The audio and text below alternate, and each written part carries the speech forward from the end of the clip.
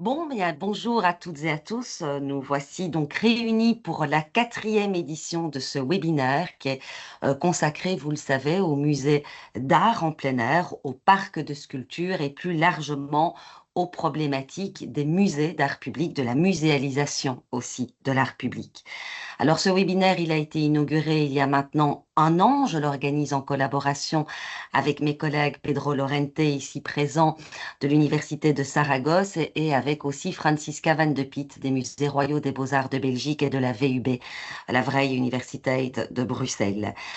Euh, Ce projet de webinaire prend place dans le cadre d'un projet encore bien plus large, dans lequel je me pose toute une série de questions autour des collections d'art public. Et donc, je suis très heureuse aujourd'hui que ce webinaire porte sur ce sujet et donc de recevoir deux invités, Camille Abel, qui est responsable du Fonds d'art contemporain de la ville de Genève, et Jacques-Heinrich Toussaint, chef du service art dans l'espace public de la ville de Dortmund.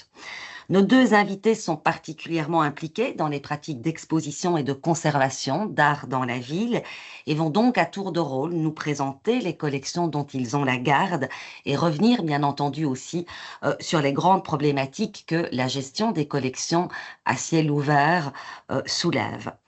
Alors, avant de donner la parole tout d'abord à Jacques-Heinrich Toussaint pour une durée donc d'à peu près de 30 minutes, je voudrais aussi vous informer de la tenue d'un colloque que j'organise en novembre prochain, les 20 et 21 novembre, ici à l'Université de Liège, un colloque qui s'intitule L'art public à l'épreuve de la collection, au défi, pardon, de la collection, et qui donc va rassembler toute une série de chercheuses, de chercheurs qui travaillent sur ces problématiques. Et donc, c'est en quelque sorte le prolongement aussi de ces webinaires qui vont eux aussi, bien entendu, se poursuivre, qui sont enregistrés et qui sont ensuite disponibles sur notre chaîne YouTube.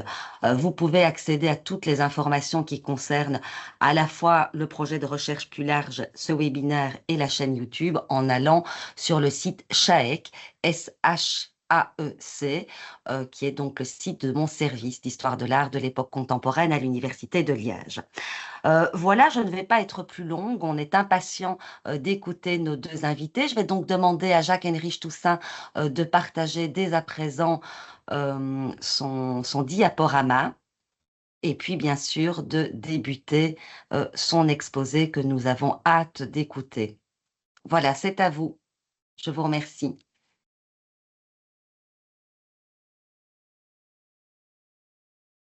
Bonsoir. Est-ce que vous m'entendez? Oui, bien. Magnifique. Alors, chère Madame Bavin, membre du comité d'organisation, Mesdames et Messieurs, je vous remercie de m'avoir invité à participer à ce webinaire. Avant d'entamer mon exposé qui aura une durée d'environ 30 minutes, j'aimerais souligner l'importance majeure que revêt à mes yeux cette initiative et je me réjouis de la mise à disposition en ligne de la documentation de ces échanges. J'espère que mon intervention viendra apporter un éclairage complémentaire aux contenus qui ont été exposés lors des précédentes rencontres. De manière cohérente avec l'utilisation de ces termes dans le discours allemand, je définis mon sujet d'étude et mon domaine d'activité comme celui de l'art dans l'espace public et non comme celui de l'art public, terme qui dans le discours allemand désignerait plutôt tout l'ensemble des œuvres ayant bénéficié d'un financement public.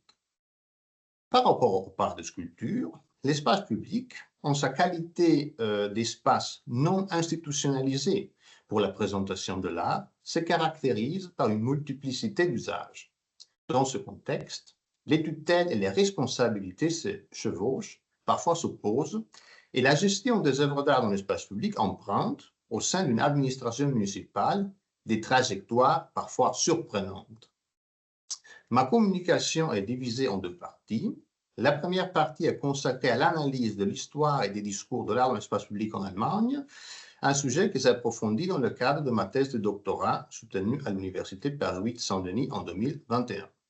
J'essaie aujourd'hui de mettre particulièrement en lumière une progressive prise de conscience par rapport aux problématiques liées à la pérennité des œuvres d'art, ou à leur muséalisation, bien sûr. Dans la deuxième partie, je présenterai l'activité du service de l'art dans l'espace public de la ville de Dortmund avec des cas d'études illustrant les défis que le passage du temps pose à la pérennité des œuvres d'art et des monuments. Voilà. Dans le contexte transnational de ce webinaire, il me semble important de poser les notions de base de la politique culturelle en Allemagne, car, comme le souligne justement le philosophe Christian Ruby, l'étude comparée des politiques d'art public contemporain menée dans les différents pays démocratiques européens démontre que les enjeux de l'art public varient en fonction du contexte dans lequel il s'inscrit. Il convient ainsi de mentionner l'absence d'un ministère de la Culture au sein de la République fédérale d'Allemagne, ce qui se traduit par l'absence d'une politique culturelle nationale. Selon la loi fondamentale de 1949, qui fait office de constitution, le soutien aux arts est une prérogative des Länder, donc les régions, et figure ainsi dans leurs constitutions respectives. Cette politique culturelle par omission met en exergue les disparités notables avec les politiques culturelles en vigueur dans d'autres pays européens, comme la France ou l'Italie par exemple. En Allemagne, les communes jouent leur rôle prépondérant dans le domaine de l'art dans l'espace public. On constate ici une disparité significative entre les municipalités qui ont instauré des politiques avant-gardistes, avec des services responsables de mettre en place une véritable programmation artistique, et celles qui manifestent un désintérêt quasi total à cet égard.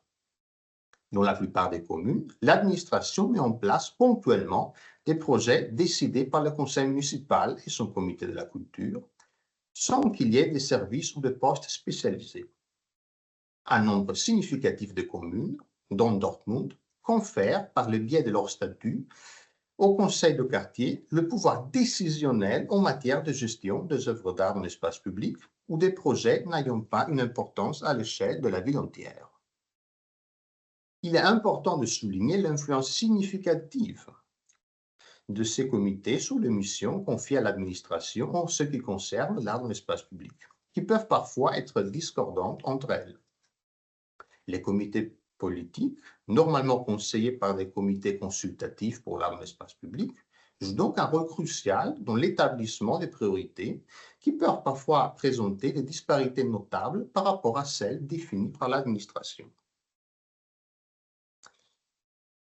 Il existe principalement deux types de commandes publiques en Allemagne. La première consiste dans l'obligation légale de commander la création d'œuvres d'art dans le cadre de projets de construction publique, communément appelés Person for the Art dans le discours anglo-saxon ou 1% artistique dans le discours francophone. Des pratiques qui existent dans plusieurs pays européens. Initialement développée en Allemagne dans les années 1920, cette pratique s'est progressivement imposée au niveau fédéral et des Länder sous la dénomination de Kunst am Bau, ce que l'on pourrait traduire en français par art dans ou art sur la construction. Et tout cela dans les années 1950. Cette obligation intervient dans les projets de construction publique par l'État ou par les collectivités territoriales et est financée avec un pourcentage variable du coût de construction de ces immeubles. D'après une estimation sommaire, le nombre d'œuvres réalisées en Allemagne depuis 1950 dans ce cadre législatif spécifique excéderait les 10 000. Avec le temps, cette pratique a été décriée tant par les artistes que par les théoriciens, les politiciens de la culture, ainsi que par nombreux architectes. Leur principale critique concerne le fait que cette pratique est historiquement une mesure visant à lutter contre le chômage des artistes, ce qui se caractérise par leur soumission aux décisions des architectes. Dans les années 60, des discussions polémiques prennent place dans des rencontres professionnelles, des symposia, des publications, et s'inscrivent dans un contexte de revendication pour une démocratisation de la culture. Celles-ci sont notamment portées par le mouvement Kultur für alle, Culture pour tous, qui reprend dans ses réflexions des superstructures conceptuelles d'ascendance marxiste et particulièrement la critique du philosophe allemand Herbert Marcuse sur le caractère affirmatif de la culture. De telles aspirations démocratiques se diffusent dans la société, suscitant des appels de la part de nombreux acteurs politiques et culturels à faire participer tous les citoyens à la culture et à ouvrir les institutions à des publics autres que ceux issus de la bourgeoisie. Présenter des œuvres d'art dans l'espace public s'impose donc progressivement comme une opportunité propice à satisfaire ces revendications. Dans ce contexte, une réforme du Kunstanbau est instaurée dans les villes-États de Brême, Berlin, Hambourg, dans les années 70 et au début des années 80. Cette réforme est appelée Kunst im öffentlichen Raum, donc art dans l'espace public. Cette réforme a deux conséquences principales. La première est que les services municipaux chargés de la construction sont déchargés de la gestion du budget alloué au projet au titre de l'impulsion artistique. Cette enveloppe financière est redéployée vers les services culturels. La deuxième conséquence est que l'obligation de créer des œuvres en lien avec les projets de construction individuelle est abolie, permettant ainsi de mettre en place une programmation artistique diversifiée, comprenant des œuvres pérennes et temporaires à l'échelle de la ville entière. Ces programmes sont mis en place au sein de l'administration municipale par des services spécialisés, généralement conseillés par des comités consultatifs composés d'élus locaux, de représentants de l'administration, de citoyens engagés de la vie culturelle et d'experts en art et urbanisme. Cette approche, qui s'est depuis répandue dans de nombreuses communes de la zone germanophone, a démontré toute son efficacité. Actuellement, les villes de Düsseldorf et Stuttgart se distinguent en Allemagne par la qualité et l'avant-gardisme de leurs programmes. Par contre, dans de nombreuses petites et moyennes villes, les compétences en matière d'acquisition et d'installation de nouveaux monuments et nouvelles œuvres d'art, ainsi que la gestion du patrimoine existant, sont encore réparties entre différents services de l'administration sans qu'il y ait des responsabilités vraiment clairement définies. Voilà. Lors de ma préparation à cette contribution, j'ai longuement cherché dans les discours allemands une traduction littérale ou un terme, disons, similaire à la muséalisation de l'art dans l'espace public. Je n'ai pas trouvé, ce qui m'a beaucoup poussé à penser qu'il y a là un vrai sujet à creuser dans le futur. Ce que l'on peut affirmer avec certitude, c'est que la question de l'entretien du patrimoine existant de l'art dans l'espace public était presque absente dans les années 1970 et 1980. Et elle est devenue plus importante dans les années 90. En effet, ces œuvres sont simultanément soumises à l'usure aux agents environnementaux, au vieillissement du matériel et au vandalisme. Il est ainsi apparu, une dizaine, une vingtaine, peut-être une trentaine d'années après que ces œuvres ont été installées dans l'espace public, que certains matériaux et certaines techniques ne sont pas toujours compatibles avec la prétention à l'éternité de certaines expressions artistiques lorsqu'elles sont exposées en plein air. Cette observation concerne bien sûr principalement les matériaux fragiles et ceux qualifiés de nouveaux médias, mais aussi de certaines sculptures qui, malgré leur apparence robuste, peuvent s'avérer délicates, voire inaccessibles en matière de restauration.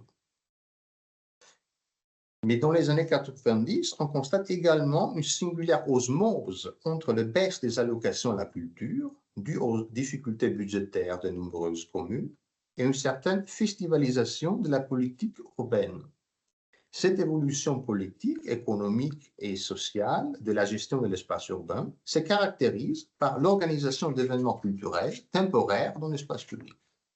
Dans ce contexte, l'art devrait contribuer à la création d'une image positive de la ville, exploitable à des fins touristiques, et se décline désormais dans des formats souvent temporaires, proches de l'événementiel et du spectacle de rue. Il n'est donc pas surprenant que la réflexion sur la muséalisation de l'art dans l'espace public, je me permets d'utiliser ici ce terme qui n'existe pas vraiment dans le discours allemand, qui émerge dans les années 90, prendre plutôt la forme d'expositions et de projets plutôt que de programmes d'action à long terme. en 2003, pardon, à l'occasion du 30e anniversaire du programme d'art dans l'espace public de Brême, le curateur Florian Matzen a réalisé le projet Moving the City, qui a consisté à examiner de manière critique l'état d'une quarantaine d'œuvres d'art existantes dans l'espace urbain de Brême. Ce processus a abouti au déplacement de certaines œuvres vers de nouveaux sites plus adaptés, avec la participation des artistes concernés et à l'élimination de certaines d'entre elles qui étaient fortement endommagées et qui ne pouvaient plus être restaurées. Au cours de la décennie suivante, les communes en Allemagne se sont de plus en plus intéressées à ce sujet. L'historien de l'art Thomas Kessler a ainsi remarqué, à juste titre, que le discours et la pratique de l'art dans l'espace public en Allemagne dans les années 2010, je cite, ont été marqués par la rétrospective, les discours, la médiation, les citations, les paraphrases, ainsi que par de nouveaux concepts pour une gestion de l'héritage historique de l'art dans l'espace public. Fin de la citation. Le projet Der Urbane Kongress, organisé par le curateur Kai von Keitz et Markus Ambach à Cologne, de 2011 à 2012, peut être considéré comme le point culminant à ce jour de ces réflexions. L'accent a ici été mis sur l'élaboration d'un plan de gestion du patrimoine existant, adapté aux défis de notre époque, avec notamment un cimetière pour les sculptures dans l'espace public ayant perdu leur fonction, ainsi que sur le développement de stratégies pertinentes pour l'acquisition et la réalisation de nouvelles œuvres d'art.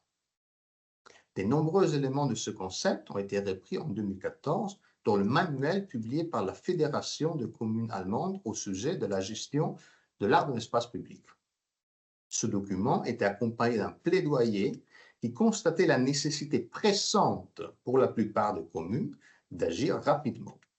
Cette publication a déclenché un vaste débat sur la nécessité de professionnaliser la gestion de l'art dans l'espace public, mais cette question n'a pas donné lieu à des actions concrètes partout en Allemagne. Ces derniers mois, on assiste par contre à la création de postes de restaurateurs dans des communes comme Krefeld et Stuttgart, spécialisés pour l'art dans l'espace public, ce qui laisse espérer dans un meilleur soin, du moins sur le plan technique, apporté à ce patrimoine. Mais allons maintenant voir comment est la situation à Dortmund. La ville de Dortmund, qui se classe au 9e rang en Allemagne en termes de population, avec environ 600 000 habitants, est située dans le land Rhénanie du Nord-Westphalie. Elle est située dans la vallée de la Ruhr, marquée historiquement par l'exploitation du charbon et de l'industrie métallurgique, et qui, en raison de cette tradition industrielle prépondérante, ne dispose pas d'une tradition culturelle et artistique particulièrement développée. Cependant, depuis les années 90, la région connaît un changement structurel qui l'amène à se tourner vers le tourisme et la culture. L'obtention du titre de capitale européenne de la culture en 2010 pour l'ensemble de la région de la métropole Ruhr a constitué un moment charnière de cette évolution. Cette période marque aussi un tournant décisif dans l'histoire de l'art dans l'espace public à Dortmund, avec la création, au sein du département des musées municipaux, d'un service spécialisé. La réflexion fondamentale ayant conduit à la création d'un poste de conservateur pour l'art dans l'espace public est fondée sur l'idée que les œuvres et les monuments situés en plein air requièrent un suivi scientifique similaire à celui dont bénéficient les objets dans une collection muséale. Bien que la maintenance des œuvres dans l'espace public soit du ressort des services municipaux qui administrent les sites où ces œuvres sont présentées, il s'agit normalement des services des espaces verts et du service des voiries, il a été reconnu que ces activités doivent être coordonnées par un service central ayant des compétences en histoire de l'art et aussi en droit, en particulier en ce qui concerne le droit d'auteur, bien sûr. Initialement doté d'un unique poste, le service a été chargé en 2011 d'effectuer un inventaire exhaustif des œuvres des monuments, ce qui faisait défaut à l'époque. Cet inventaire a permis d'identifier environ 350 objets, dont la plupart est documenté et disponible en ligne aujourd'hui. Mais la création de ce service avait aussi le but de mettre en place un programme de médiation autour des œuvres dans l'espace public, de les diffuser à travers des publications et d'accroître la qualité artistique des nouvelles acquisitions pour l'espace public. Le service Art dans l'espace public a également optimisé la gestion de la manutention des œuvres, bien qu'il remplisse généralement une fonction consultative. Par contre, dans certaines situations complexes, tels les différents cas d'études que j'ai sélectionnés pour leur représentativité de certains défis actuels, le service joue aussi un rôle opérationnel. Voilà. Le premier cas d'étude que j'ai amené aujourd'hui porte sur les œuvres de Benno Elkan, situées dans le cimetière est de la ville de Dortmund. Ce sculpteur de confession juive est une figure marquante de la ville de Dortmund. C'est en effet ici qu'il a vécu son enfance et son adolescence. Après avoir étudié à l'Académie des arts de Munich et de Karlsruhe, il y réalise ses premières œuvres, notamment de nombreuses sculptures funéraires. Un grand nombre se trouve dans le cimetière est de Dortmund. Après ses études, Benno Elkan s'est établi à Paris, à Rome, où il a établi des relations privilégiées avec des artistes importants. Il est probable que sa rencontre avec Auguste Rodin l'ait conforté dans son choix d'exercer le métier de sculpteur et de plasticien.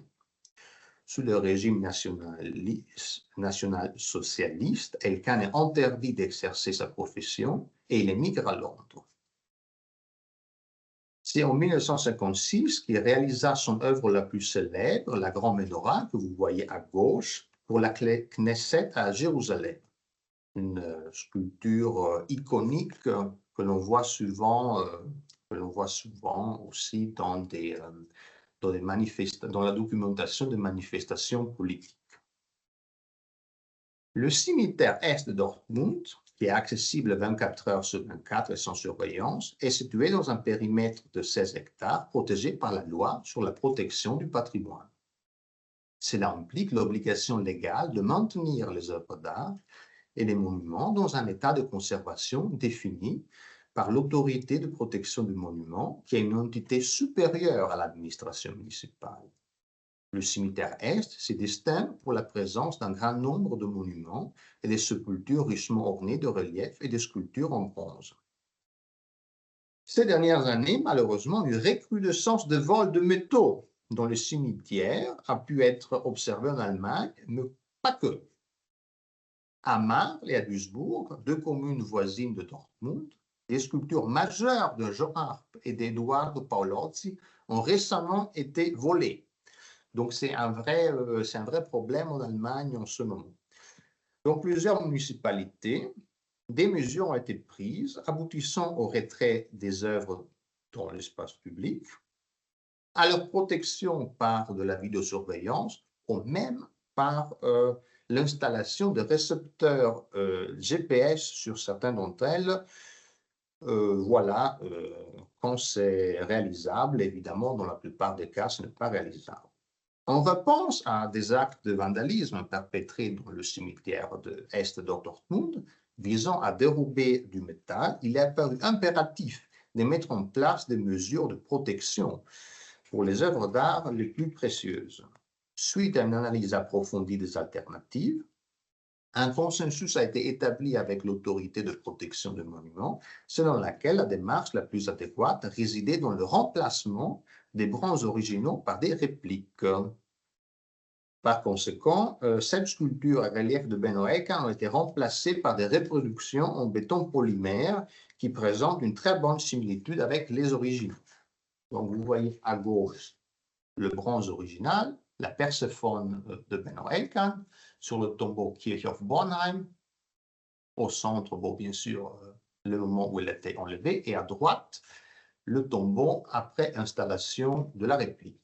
Ce projet a été initié en 2019 par mon prédécesseur, a été interrompu en raison de la pandémie du Covid-19, et a été porté à terme par moi-même en 2022. Bien que cette opération puisse être considérée comme un succès du point de vue administratif et juridique, La demande d'une partie de la population qui souhaite pouvoir durablement admirer les œuvres d'art originales est un élément qui n'avait pas été envisagé lors de la définition du projet. Après une analyse approfondie, il a été conclu que la solution la plus pragmatique serait de procéder à la muséalisation, dans le vrai sens du terme, des originaux afin de les intégrer aux collections du musée d'art moderne de la ville de Dortmund. Il a noté que l'institution muséale jouit d'une liberté dans sa politique d'acquisition et bien sûr aussi dans le choix des œuvres à exposer. Actuellement, les bronzes originaux sont entreposés dans un dépôt de la ville de Dortmund. Ils sont mis à disposition des chercheurs dans le cadre de leur recherche et peuvent être exposés lors d'expositions temporaires, bien qu'ils ne fassent pas partie des collections du musée. Malgré l'intérêt manifesté par le comité de quartier, qui souhaiterait une présentation pérenne des originaux, aucune solution définitive n'a pu être identifiée à ce jour. Le deuxième cas que j'aborderai est celui du déplacement nécessaire de certaines œuvres d'art pour des raisons d'intérêt général, comme le développement de l'infrastructure ou l'évolution de dispositions juridiques. Pour illustrer ce propos, examinons deux œuvres de Jan Bormann, un sculpteur local particulièrement prolifique qui a réalisé plus de 30 œuvres dans l'espace public de cette même ville. Il serait bien sûr pertinent de mener une réflexion sur la surexposition de certains artistes, ainsi que sur les circonstances qui ont permis cela. En 1972, la ville de Dortmund a organisé un concours d'impression artistique dans le cadre de la construction d'une école professionnelle dans le quartier de Hachenheim. Initialement réservé à la création des œuvres d'art dans les bâtiments ou sur les murs des bâtiments, le cadre législatif de l'impression artistique en Allemagne a connu une évolution progressive qui a permis avec le temps de réaliser des œuvres aussi dehors les bâtiments dans leur environ immédiat.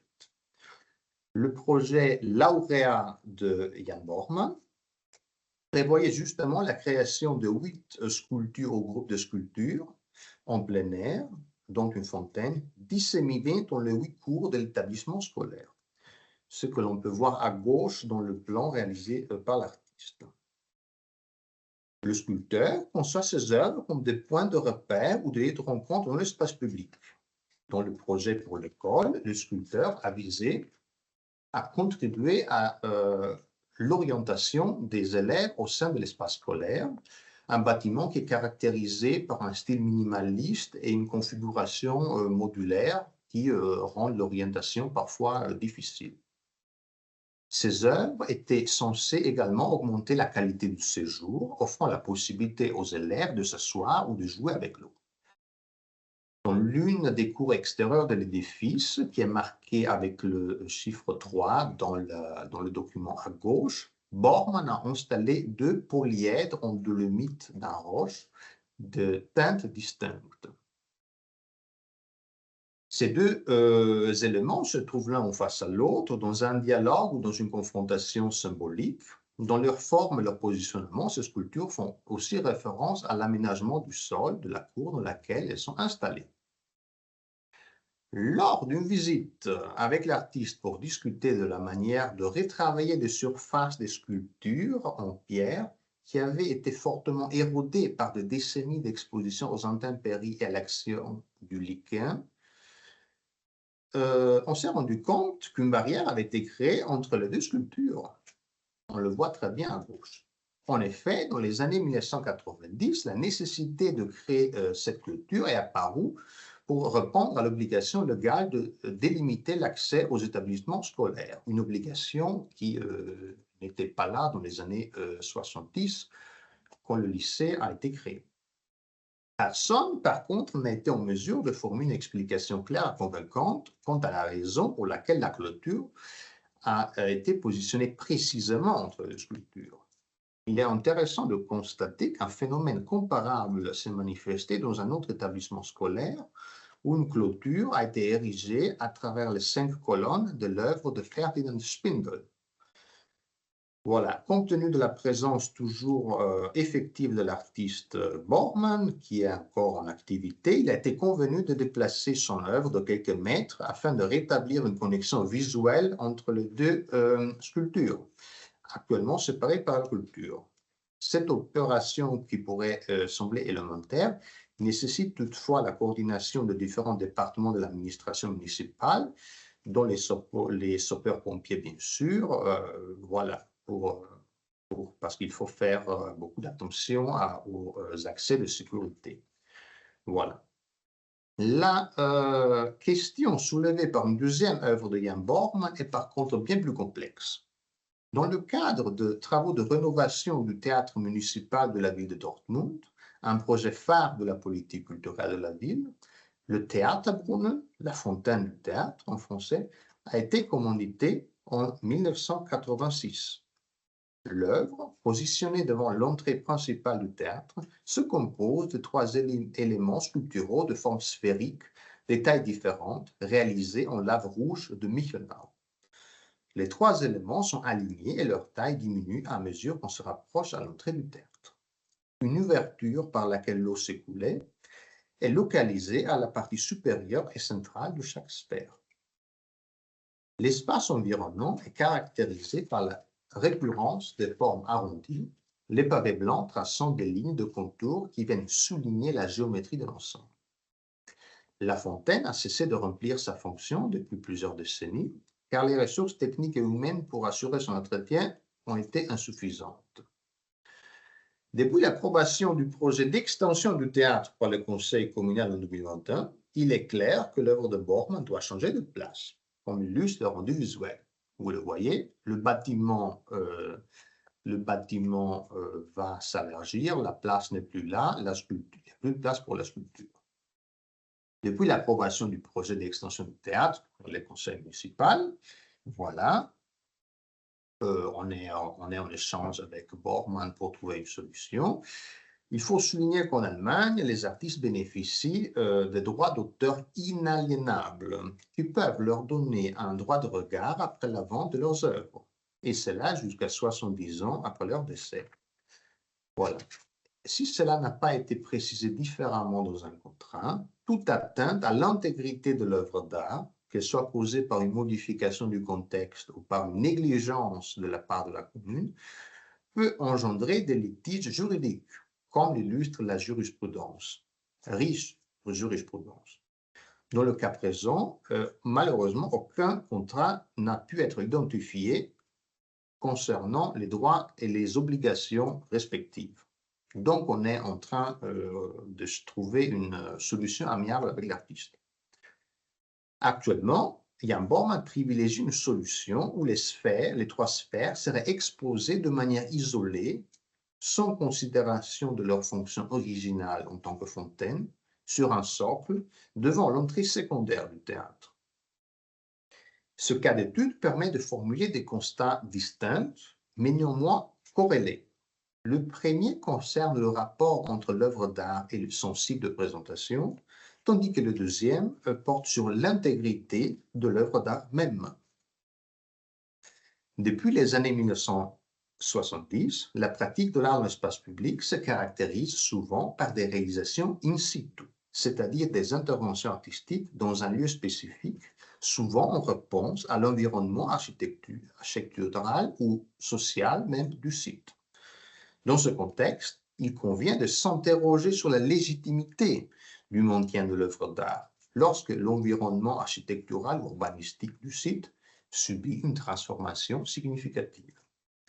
La prétention à la permanence peut se révéler incompatible avec un paysage urbain en constante transformation et un espace public dont les usages sont en constante évolution.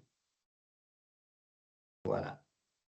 Le deuxième constat est que, comme on vient de le voir, tout déplacement d'une œuvre d'art in situ ou spécifique au site de présentation constitue une atteinte à l'intégrité de l'œuvre d'art et donc au droit d'auteur de l'artiste. Selon le département juridique de la ville de Dortmund, le déplacement des 3 éléments sphériques et leur présentation sur un socle conduirait à la destruction de l'œuvre d'art originale. l'absence du sol courbé, des pavés blancs, dessinant les lignes de contour arrondies autour des sphères, ainsi qu'évidemment le manque du dispositif hydraulique, engendrerait en effet un changement massif de la conformation de l'œuvre, tout comme l'abandon de la fonction de Fontaine. Après déplacement, les trois sphères pourraient donc soit fonctionner comme une sorte de ersatz, constituer une référence à l'œuvre originale, soit bien sûr, elles pourraient former une nouvelle œuvre originale, si cela est la volonté de l'artiste. Il est toutefois impératif de souligner que cela ne correspondrait plus à l'œuvre d'art originale achetée par la ville en 1986. Nous sommes actuellement à la recherche d'une entente à l'amiable avec l'artiste, afin qu'il renonce à faire valoir ses droits en justice. L'hypothèse la plus probable à ce jour est la création d'une nouvelle œuvre d'art utilisant les trois sphères de lave rouge installées quelque part dans l'espace public, et cela malgré le fait que l'artiste bénéficie déjà d'une exposition que l'on peut qualifier de très favorable dans l'espace public de la ville de Dortmund. Le troisième cas d'étude que j'ai décidé d'exposer aujourd'hui porte sur une œuvre d'art pérennisée après l'exposition triennale Emscher Kunst 2016, une initiative née de la capitale européenne de la culture 2010 et menée en collaboration par différents acteurs régionaux et les municipalités participantes. Le studio d'architecte paysagiste berlinois Atelier Le Balto se distingue par son approche innovante, développant des projets artistiques dans des friches urbaines, en y installant des structures temporaires et des jardins à long terme. Ces projets se trouvent à la croisée de la nature, de l'architecture et du mouvement urbain.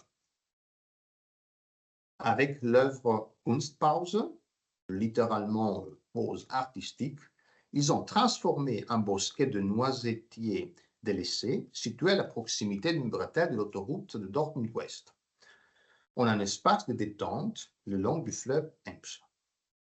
Les artistes, lorsqu'ils étaient à la recherche d'un site où réaliser leurs œuvres pour la triennale Emscher Kunst, ont été surpris par l'affluence remarquable observée dans ces lieux, dont l'aspect extérieur peut paraître peu accueillant de prime abord. L'emplacement de l'œuvre est en effet caractérisé par une situation géographique spécifique à la confluence d'une zone industrielle et d'une zone portuaire, tout en étant relativement proche du centre-ville de Dortmund. Les artistes ont d'ailleurs décrit cette localisation comme une représentation archétypale du concept de non-lieu élaboré par l'ethnologue Marc Auger. Les artistes sont intervenus dans le paysage en enlevant et ajoutant de la végétation, ainsi qu'en créant un réseau composé de passerelles et de plateformes en mélèze, ainsi que des cultures qui structurent l'espace et invitent à s'y arrêter, comme le suggère le titre de l'œuvre. La population a très bien accueilli l'œuvre, ce qui a mené à la signature d'un contrat de prêt en 2017 entre la ville de Dortmund et les artistes, garantissant ainsi sa préservation pour au moins 10 ans. Il incombe désormais à la ville d'assurer la maintenance de l'œuvre selon les indications des artistes. Suite au développement significatif de la végétation, les artistes ont initié en 2022 un processus de révision technique et conceptuelle de l'œuvre qui a conduit entre autres à un élégage exceptionnel de certains arbres et plantes. Dans ce cadre, un expert en bois a procédé à une analyse approfondie des passerelles et des structures en bois. Cette analyse a ainsi permis de déterminer les méthodes de conservation les plus adaptées pour maintenir les éléments en bois dans un état optimal pendant une durée minimale d'au moins 10 ans. Lors de la vérification mensuelle périodique réalisée en mai 2024, des dégradations des structures en bois ont été constatées. Une analyse détaillée, conduite par un expert, a révélé que le bois avait subi des dommages causés par un champignon. L'âge du bois et les conditions climatiques ont été identifiés comme les deux principaux facteurs expliquant la facilité avec laquelle le champignon a pu attaquer le bois. Ces dernières années, la hausse de température et l'augmentation de l'humidité ont en effet eu un impact significatif sur la durabilité du bois en plein air. D'ailleurs, une œuvre en bois du sculpteur Tadashi Kawamata, située à Recklinghausen, ici dans la région, a également été attaquée par le même type de champignon en 2023. Suite à l'inspection, l'expert a constaté des dommages irréparables risquant de provoquer l'effondrement même des plateformes en bois. En raison de préoccupations liées à la sûreté des lieux et en accord avec les artistes, les structures en bois ont été démontées en août 2024. Il est particulièrement inquiétant de constater que cette œuvre est la première victime du changement climatique à Dortmund. Il y aura bien sûr des conséquences notables pour l'ensemble des œuvres en plein air dans les années à venir. Les discussions sont actuellement en cours entre les artistes, le curateur du projet et le service de l'art dans l'espace public de la ville de Dortmund, afin de définir la stratégie à adopter. Il apparaît aujourd'hui que l'option d'une reproduction complète de l'œuvre avec des matériaux plus résistants ne peut pas être envisagée en raison d'un coût financier excessif. Dans le contexte actuel, deux possibilités s'offrent à nous. La première consiste à procéder à l'installation d'une forme de réminiscence de l'œuvre originale, permettant une récupération sélective des éléments jugés pertinents sans nécessiter une reconstruction complète. La deuxième option consiste à accepter la perte irréparable de l'œuvre, dont la muséification apparaît impossible d'un point de vue pratique, mais aussi incohérente par rapport à la pratique artistique d'Atelier de Balto. Le travail, dans ce sens, est beaucoup plus simple par rapport au cas précédent, en raison de la présence d'un contrat qui définit précisément les obligations et les responsabilités de toutes les parties impliquées. J'arrive maintenant à ma conclusion. Comme nous l'avons vu dans cette rapide analyse de certains cas d'études, garantir la pérennité de l'art dans l'espace public nécessite des ressources financières et humaines et requiert un suivi constant sur le plan technique, mais aussi des compétences en histoire de l'art et en droit d'auteur. On a aussi constaté qu'un gros problème est le manque de contrats ou d'accords écrits sur la manière dont l'œuvre doit être conservée ou restaurée, ainsi que sur les conditions de son éventuel déplacement ou même de sa destruction. Il est indéniable, il y a plusieurs décennies, lorsque l'art dans l'espace public constituait un phénomène émergent, l'accent était mis sur la création d'œuvres et que la perspective d'une possible muséification future était hors question. Il est également indéniable que dans le contexte contemporain, une prise de conscience s'est opérée, au moins en Allemagne, permettant l'adoption de mesures appropriées à cette situation. Mais pour faciliter la gestion du patrimoine existant et du patrimoine de demain, et je reprends ici la formulation de l'ancien délégué aux arts plastiques français Claude Mollard, il faut faire bien plus que cela. Il faut développer des grandes orientations de programmes d'action pour l'art dans l'espace public à l'échelle de la municipalité, ainsi que garantir une prise de décision professionnelle et compétente au sujet des choix artistiques dans le cadre de la création de nouvelles œuvres d'art. Des comités indépendants et pluridisciplinaires sont de plus en plus nécessaires pour conseiller les instances politiques et administratives, mais aussi pour comprendre les attentes de la population et les préoccupations actuelles des artistes. Idéalement, ces comités disposeraient de compétences décisionnelles et des ressources financières, à l'image de la commission artistique de Düsseldorf, par exemple. Dortmund ne dispose actuellement pas d'un tel comité ni d'une telle commission. Cette absence est atypique, vu que la plupart des grandes communes de l'espace germanophone disposent de telles structures. Pour nous informer sur les démarches les plus récentes en prévision de la proposition à soumettre au comité de culture, en ce sens, nous avons organisé un symposium analysant les pratiques, les structures et les mécanismes municipaux de l'art dans l'espace public en Allemagne, avec le soutien du ministère de la Culture du Land en novembre 2024, dont les contributions seront publiées en 2026. Cette rencontre a réuni les administrateurs et les praticiens et a permis de mettre en lumière de bonnes pratiques qui seront mises en œuvre au cours des prochaines années. Cette initiative a permis d'optimiser le budget de fonctionnement et de créer un nouveau poste au sein du service. Il est espéré que la création d'un comité consultatif ou d'une commission pour l'art de l'espace public soit prochainement effective. Cette démarche permettrait de conduire des réflexions plus approfondies, non seulement pour la ville de Dortmund, mais aussi pour l'art de l'espace public en général, et notamment sur la question de sa muséification. Je vous remercie pour votre attention et je me réjouis d'entendre la contribution de Madame Abel. Merci beaucoup. Merci, merci infiniment, Jacques-Heinrich Toussaint, pour ce très très bel exposé avec une épaisseur historique aussi qui est toujours la bienvenue.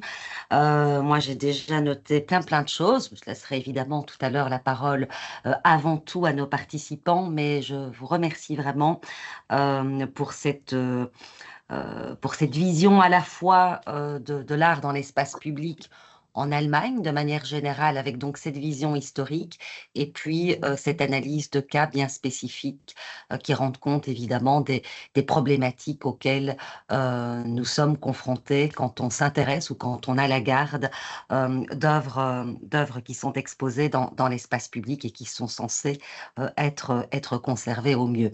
Voilà, on va maintenant avec grand plaisir écouter Camille Abel.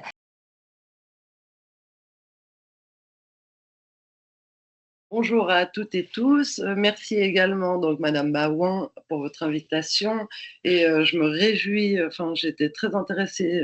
Merci à Monsieur Toussaint pour votre présentation qui effectivement remet bien en perspective la question de l'art public, puisque moi ma présentation va être beaucoup plus concrète. Et donc, vraiment, les éléments que vous avez donnés sont précieux, puisque le modèle à Genève est finalement assez similaire, et en tout cas, enfin, se rapproche du modèle allemand.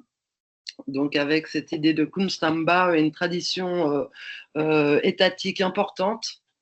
Et donc, le FMAC, ma présentation porte donc sur le FMAC, qui est l'acronyme pour Fonds municipal d'art contemporain. Mais vous voyez aussi qu'il y a un sous-titre, Collection d'art contemporain, puisque ce fonds, c'est donc une collection avant tout qui est gérée par un service municipal de la ville de Genève. Les caractéristiques de cette collection, c'est qu'elle a été créée en 1950 avec une dénomination d'origine un peu différente, celle de fonds de décoration, qui vous donne une idée de la démarche qui était liée vraiment à l'embellissement de la ville et des bâtiments publics. Cette première mission, vraiment décorer la ville avec des œuvres d'art et dans un contexte d'après-guerre aussi soutenir les artistes locaux par le biais d'acquisition et de commandes d'œuvres d'art. À partir de 1985, à ces premières missions se sont ajoutées d'autres missions, celle de la médiation, la valorisation de cette collection et celle aussi de la constitution d'une collection d'œuvres mobiles par le biais d'acquisitions auprès des artistes. À partir de 1996, un changement important, celle du nom, de la dénomination du fonds, qui est devenu, avec un terme plus adéquat, enfin plus large en tout cas, un fonds d'art contemporain qui correspond aux usages dans le monde de l'art à cette époque. C'est une collection donc à caractère public qui est représentative des arts visuels à Genève. Elle est constituée aujourd'hui d'environ 5000 œuvres, dont environ près de 300 dans l'espace public. Un pan important de la collection est aussi constitué par des œuvres vidéo, près de 1700. C'est une des collections vidéo importantes en Europe grâce à un don d'œuvres qui a été réalisé dans les années 90. Et puis également dans cette collection, environ 3000 œuvres mobiles. On dit mobiles pour les œuvres qu'on peut déplacer et qui sont conservées dans des dépôts, donc des peintures, des estampes, des dessins, des photographies et des sculptures, des installations de toutes sortes. Tous les médiums sont représentés, à l'exception des arts décoratifs ou des arts industriels, la mode, la mode, les bijoux, le design et les meubles. Et de façon générale, les artistes représentés dans la collection sont une palette assez large avec toute génération représentée. Il n'y a pas de restrictions liées à l'origine des artistes, donc ils n'ont pas besoin d'être suisses ou de nationalité, suisse ou même résident à Genève. L'important, c'est, ce lien s'est un peu élargi au fil du temps et maintenant on parle de lien avec Genève. Donc c'est des artistes qui ont pu travailler à Genève, séjourner à Genève, exposer à Genève, ou même sont représentés par des galeries genevoises. Donc le panel est assez large. Et ça, c'est des critères pour les acquisitions d'œuvres mobiles, mais pour l'art public, on s'affranchit de ce critère-là. Et donc, on peut aussi, pour les commandes, faire appel à des artistes internationaux. La ville de Genève, à droite, vous avez un plan. Donc, c'est une ville... Je me permets, Monsieur Toussaint, de faire quelques références à votre présentation, parce que j'y ai vu quelques similitudes. C'est une ville d'un demi-million d'habitants, donc un petit peu plus petit que celle de Dortmund. Et il y a différents acteurs liés à l'art public à Genève, puisqu'on a un système politique en Suisse fortement... avec un poids démocratique des communes très important. Et donc, il y a différents échelons. Il y a les communes et au niveau du canton. Et donc, par exemple, à Genève, qui est un canton-ville, on a un canton qui dispose également d'un fonds d'art contemporain et différentes communes, dont la ville de Genève, qui est la plus grande commune du canton, qui dispose d'un fonds d'art contemporain qui ont pour mission justement de commander des œuvres pour l'espace public. Donc, comme je le disais, à Genève, on a près de 300 œuvres d'art qui jalonnent le territoire de la ville. Vous avez sur le plan, là, les petites pastilles vous indiquent un petit peu cette répartition des œuvres. Donc, c'est à peu près l'ensemble du territoire qui est jalonné de ces œuvres. Elle résulte évidemment d'une volonté politique, comme je le disais, dès la création du fonds, d'embellir et de valoriser le tissu urbain genevois, autant l'espace public que les bâtiments publics. Ce sont des œuvres qui, par définition, sont accessibles au quotidien et elles sont elles sont de facto intégrées à l'architecture. Kunst am Bau, c'est vraiment ce terme germanique qui correspond à cette pratique.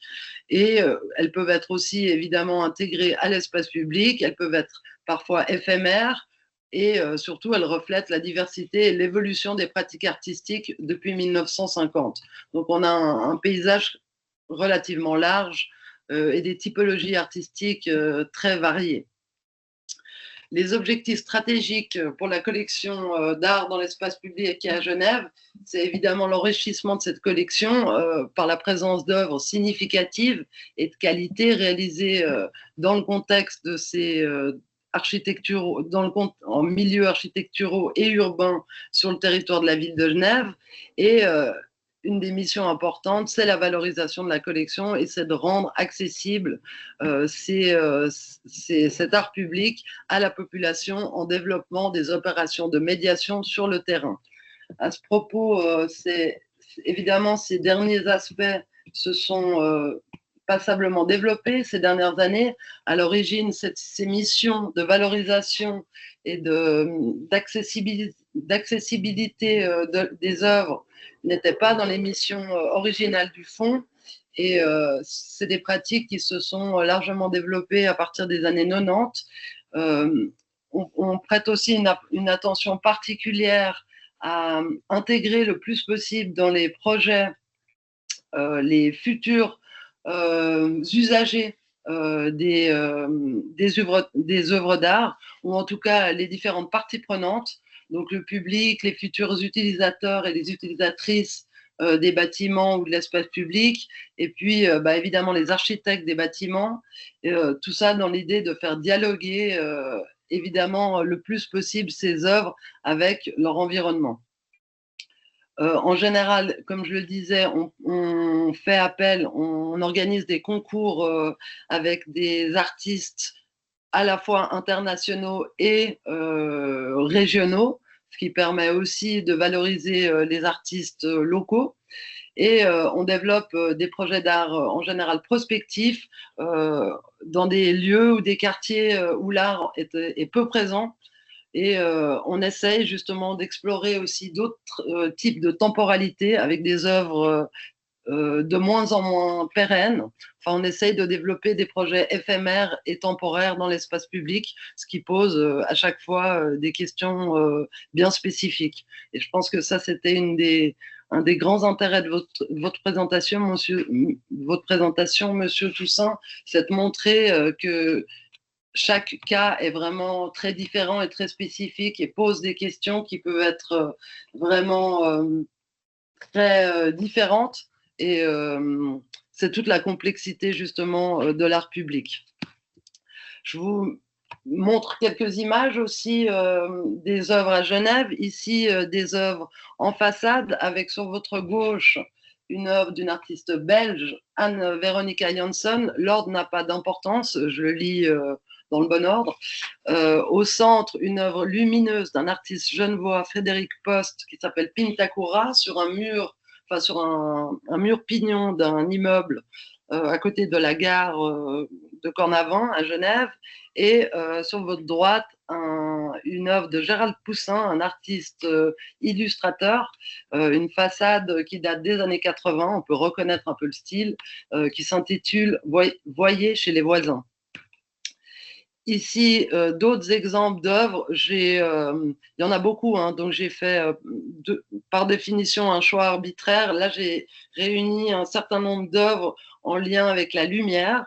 En haut à droite, la première œuvre, le numéro 1 de l'inventaire de la collection, en fait, qui est une œuvre de Jacques Vazem, sans titre. Ce sont 3 vitraux qui ont été réalisés pour la Chapelle des Rois, qui est une chapelle funéraire dans un cimetière au centre de Genève, qui a été réalisée en 1952. Donc ça, c'est vraiment une commande spécifique, vraiment juste au moment de la création de l'œuvre. Et puis, autrement, en bas à droite, vous avez une œuvre d'un autre artiste belge. J'ai expressément choisi les représentants belges de notre collection. Donc ici, Peter Vermeersch, avec une œuvre lumineuse sans titre qui orne en fait un silo à sel, du sel qui permet de saler les routes et donc de réduire l'enneigement en hiver. Et donc c'est un bâtiment de la voirie municipale. Et donc on voit qu'on a, enfin voilà, ça fait partie justement de ces territoires qui sont en général peu investis par l'art, qu'on essaye également d'investir.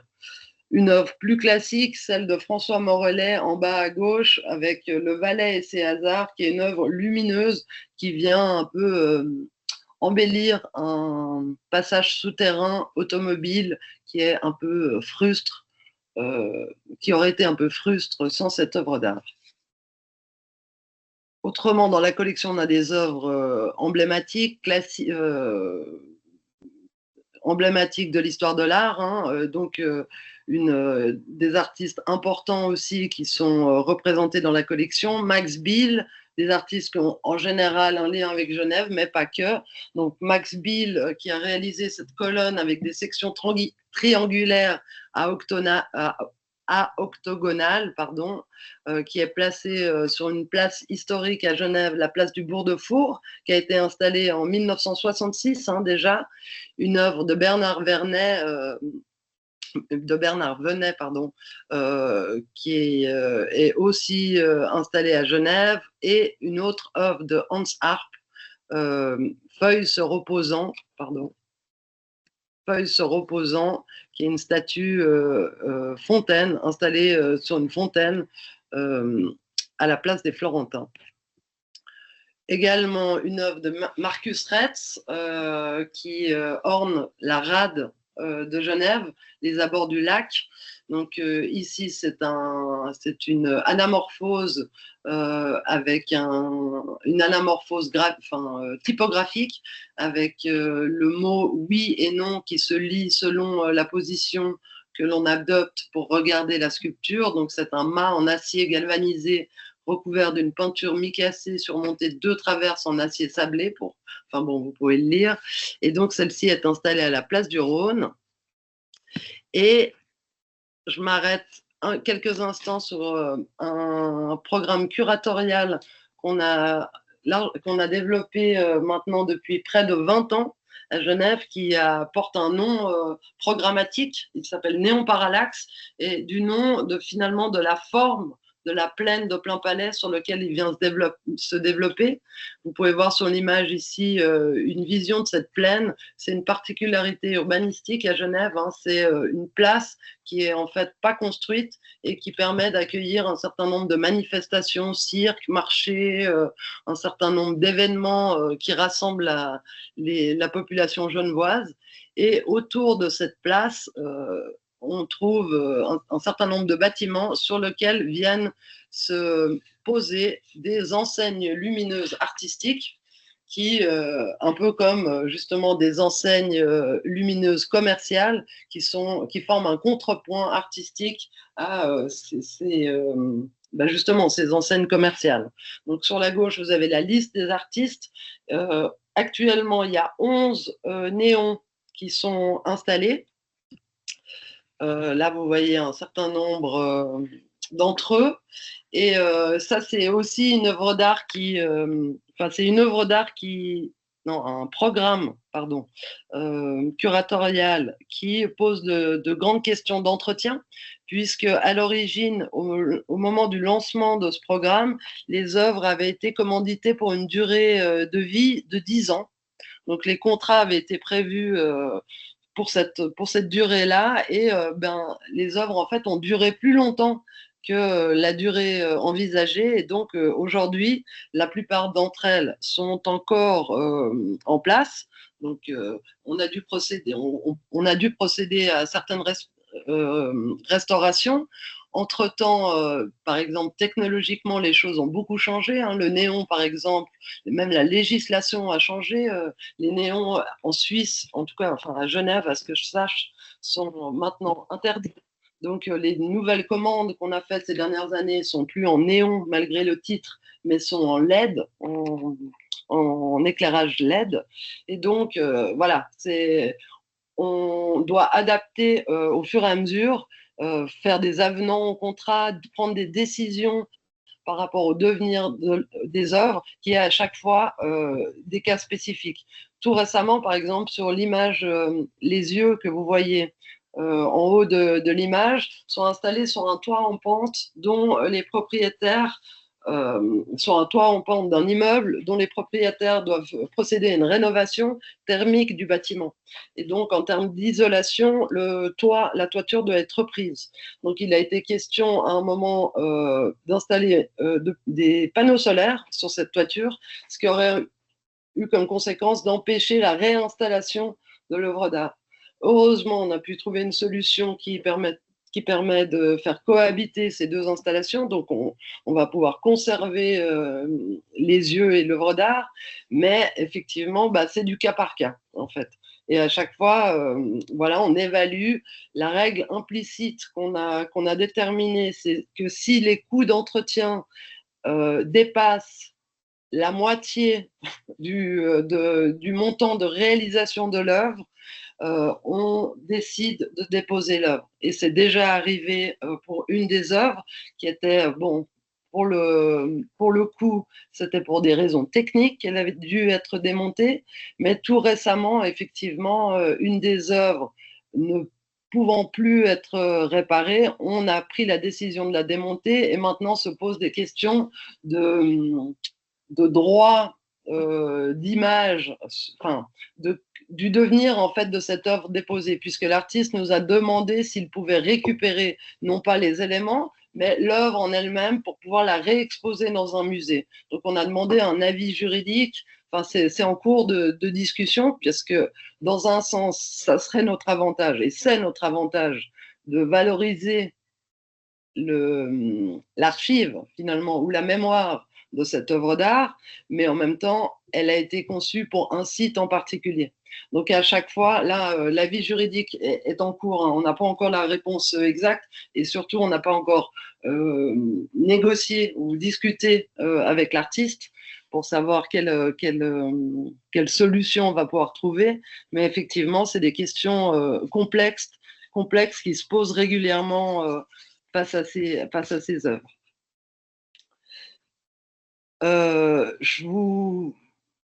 En termes de valorisation, je vous présente là quelques images. On a développé une web app qui permet de se balader en ville à l'aide d'un outil GPS.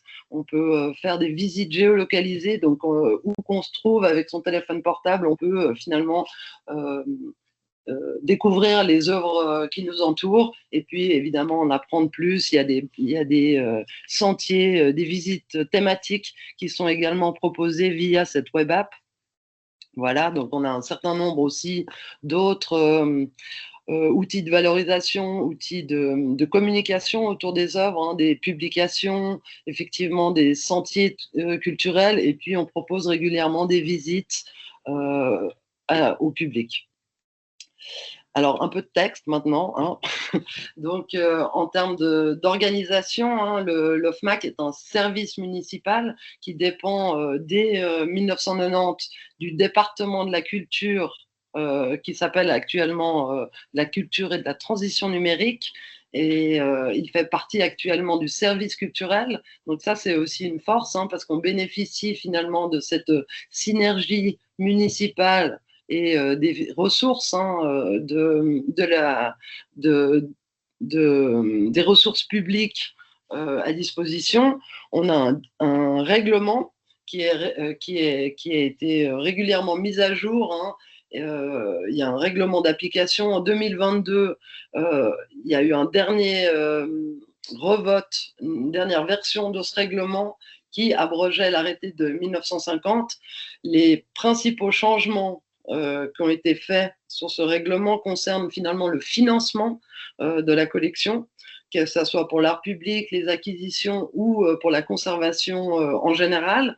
Jusqu'à 2017, le fonds était alimenté par un pourcentage artistique, 1 à 2%, qui était prélevé sur le coût des travaux publics, de l'ensemble des travaux publics. Et cette manne financière constituait un compte d'investissement qui était donc alimenté de manière irrégulière en fonction des chantiers, des travaux publics menés par la ville. Il y a eu à partir de 2017 une demande de clarification du conseil municipal. Il y a eu des réformes financières au niveau fédéral en Suisse qui ont eu lieu aussi. Et donc, ces fonds ont dû être comptabilisés différemment. Et donc, tout ceci a fait que maintenant, le financement est différent. On dispose donc d'un budget d'investissement qui est revoté avant chaque législature. Une législature à Genève, c'est une durée de 5 ans actuellement. Donc, c'est un vote politique qui doit être refait, redéfendu finalement tous les 5 ans. Bon, il y a un risque supplémentaire, hein, en comparaison avec le système du pourcent, puisque le pourcentage, c'est une subsidiarité finalement liée aux travaux qui sont de toute façon faits par la ville. Donc ici, avec un budget d'investissement spécifique pour la collection, il y a un risque politique effectivement que ce vote ne soit pas suivi, mais enfin, l'assise et l'histoire quand même maintenant relativement longue de ce fonds garantit quand même une certaine pérennité. Enfin, je croise les doigts puisque le prochain vote justement doit être fait ces prochaines semaines. Et donc actuellement, on dispose d'un montant pour la législature de 4 millions. Donc ça, c'est pour l'ensemble. La législature 2020-2025, c'est pour l'ensemble, en fait, des investissements faits par l'OFMAC, c'est-à-dire d'un côté l'art public et de l'autre côté les acquisitions d'œuvres mobiles. Donc ça fait 400 000 par année pour l'art public, 400 000 pour les acquisitions d'œuvres d'art mobiles, pour vous donner une idée. Et puis, là, pour la prochaine législature, on est dans une légère avec un budget demandé qui est de 4,5 millions pour pouvoir suivre, notamment pour l'art public, hein, le rythme des constructions qui ne faiblit pas. Les investissements dans ce domaine sont vraiment importants, notamment pour accompagner la transformation énergétique et climatique et des usages de la ville. On dispose également d'un budget de fonctionnement annuel, donc pour la structure, pour le FMAC en lui-même, de 535 000 francs suisses. Pour juste avoir un ordre d'idée, je crois qu'actuellement le franc suisse est un tout petit peu plus fort que l'euro, donc les montants sont un petit peu moins hauts en euros, mais de quelques dizaines de milliers d'euros ou francs. Donc, dans ce budget de fonctionnement est intégré un montant, 100 000 francs, qui est dédié aux restaurations et aux rénovations des œuvres. Donc, autant pour les œuvres d'art mobile que l'art public. Auparavant, c'était pris sur l'ensemble, enfin, c'était les frais de maintenance, enfin, les frais de restauration et de rénovation étaient pris sur le budget d'investissement, mais actuellement, c'est pris sur le budget de fonctionnement, ce qui est plus pratique, puisque ça nous permet un pilotage plus fluide, en fait, et plus direct des dépenses. Pour vous donner encore une idée, l'équipe du FMAC, puisque il y a une seule personne qui s'occupe de l'art public, mais il y a toute une équipe qui s'occupe de la gestion au quotidien de cette collection. Ça représente 11 personnes à temps, pour la plupart partiel, donc 6,2 équivalents temps plein, avec, vous voyez, un personnel spécialisé. Hein, la plupart d'entre nous ont une formation d'historien de l'art ou de technicien du domaine artistique, un régisseur d'œuvre notamment, et puis aussi plusieurs personnes liées à l'administratif et aux subventions. On dispose d'un lieu qui est à la fois sur votre droite nos lieux de bureau et puis aussi un espace d'exposition qui nous permet de montrer les œuvres mobiles. Mais je ne m'arrête pas longtemps sur cette partie de notre activité et je reviens sur celle de l'art public. Comme vous le disiez, Monsieur Toussaint, je crois pour la ville de Düsseldorf, nous avons la chance d'avoir une commission spécifique pour l'art public. On a une commission pour la collection d'œuvres d'art mobile et une autre commission pour l'art public. Ça, c'est récent, hein, c'est depuis 2019. Donc, on voit que les ajustements se font hein, au cours du temps. Jusqu'à là, il y avait une seule commission qui traitait de l'ensemble des projets et des dossiers. Donc, maintenant, cette commission préavise spécifiquement les projets d'art public. Ce groupe de travail est piloté par le Fonds d'art et il est composé de différents représentants des différents services municipaux impliqués, notamment l'aménagement urbain et les espaces verts, dans lequel effectivement dans lequel cohabitent les œuvres d'art, et puis évidemment aussi des experts artistiques externes pour garantir l'impartialité des décisions. Actuellement, ces experts sont un chercheur urbaniste, géographe. C'est quand même, on essaye de choisir toujours des personnes en lien avec les problématiques abordées par l'art public. Donc ici aussi une critique d'art, deux artistes qui sont de l'autre côté finalement de la pratique et un architecte. Et ces personnes sont nommées pour une durée de 3 ans, renouvelable une fois, donc ce qui permet d'avoir une certaine rotation et une représentation qui est renouvelée au sein de la commission. Et donc le rôle de cette commission, c'est d'apporter son expertise en amont de toute intervention artistique dans l'espace public ou intégrée à l'architecture, donc de décider si oui, non, c'est si oui, non, les projets peuvent être intéressants et donner lieu à une commande artistique, et puis donc se prononcer sur les opportunités et donner des préavis au conseil administratif qui a donc la validation finale. Le conseil administratif en Suisse et à Genève, c'est l'organe en charge de l'exécutif, c'est l'équivalent de la mairie finalement, mais qui est à Genève réparti entre plusieurs personnes. Et donc, cette commission étudie les propositions, les situations, les enjeux. En principe, les projets arrivent à la commission soit lorsqu'il y a un projet de construction, des travaux, une nouvelle école, un nouveau bâtiment qui se profile, un réaménagement à l'échelle urbaine. Ça, c'est actuellement, on a plusieurs projets de large échelle sur des périmètres importants, justement sur des requalifications de rues, des réaménagements, des piétonisations de grands secteurs de rues. Donc ça, ça apporte aussi des contextes tout à fait différents à celui, par exemple, d'une école. Et donc, cette commission se prononce sur ces opportunités et puis les sollicitations, elles viennent soit des architectes directement. Ça, c'est en général assez heureux quand les architectes sont partie prenante. On a vécu par le passé des situations où les architectes n'étaient pas toujours contents que finalement la ville commandite et rajoute des œuvres d'art à leurs bâtiments, mais on a de plus en plus, enfin c'est de moins en moins le cas en fait, et la collaboration avec les architectes en général est vraiment très riche, et eux-mêmes recherchent la collaboration avec les artistes.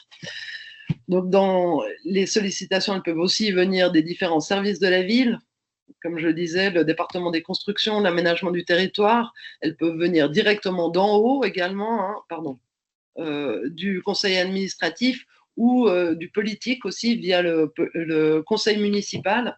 Ça a été le cas notamment pour ces dernières années pour plusieurs sollicitations de mémoriels venant de communautés culturelles différentes pour des œuvres emblématiques qui venaient peut-être honorer ou célébrer une certaine cause ou certaines personnes.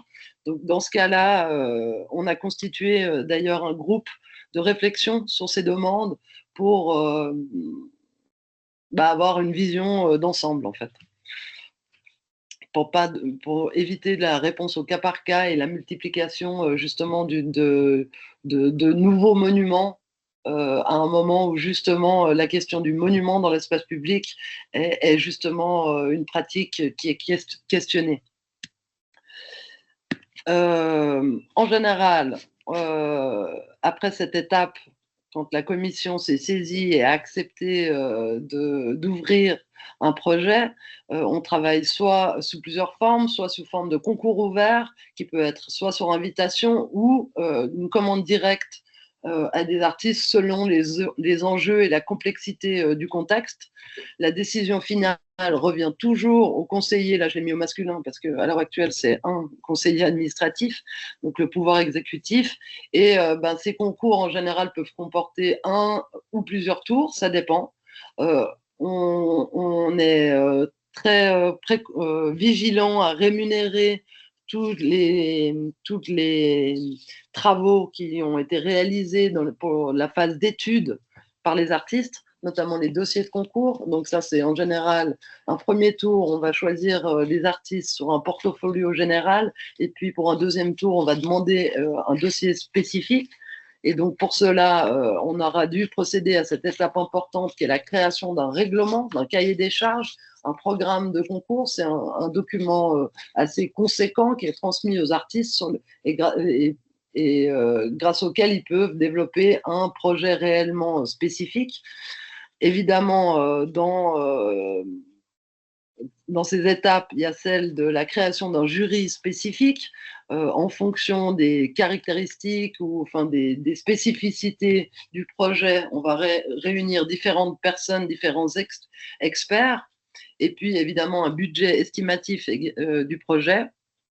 Ce budget estimatif, c'est toute la difficulté aussi, c'est de prévoir un budget suffisamment large pour prévoir tous les imprévus qui vont surgir nécessairement entre la phase projet et la phase réalisation, parce qu'il y a toujours une adaptation technique des projets qui doit être faite, et donc une budgétisation qui, en général, va être amenée à différer, et donc on doit vraiment au niveau budgétaire prévoir les choses largement et pour avoir suffisamment de marge.